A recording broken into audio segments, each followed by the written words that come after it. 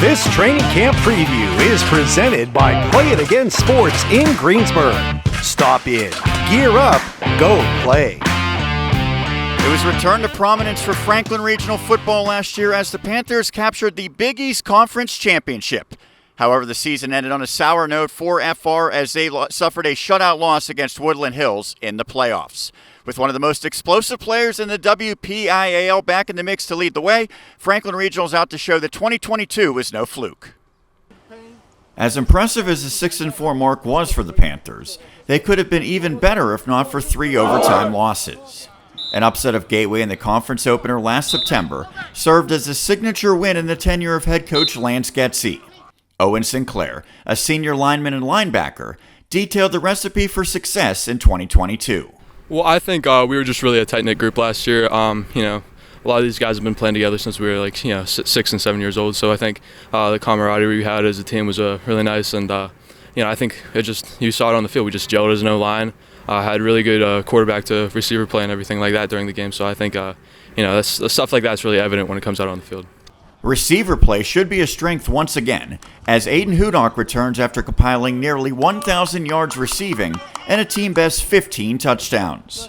There will be a different player on the other end of that connection, though, as Chase Lemke takes over at quarterback. While Lemke may not match the 1,000 yards each passing and rushing that Roman Sarnik posted last year, Hudock is confident in his QB. He's definitely grown a lot since the beginning of the year, not playing as much as Roman. He's learning a lot more. He's getting his movements down a lot better. Some of the strengths will definitely be him if he can tuck the ball and run a little bit just like Roman did. And definitely if all of our wideouts can find a way to get in the gap and make a play. When touchdowns can't be had, the Panthers should be able to get 3 points from standout kicker Joey Bain, who's back in the mix.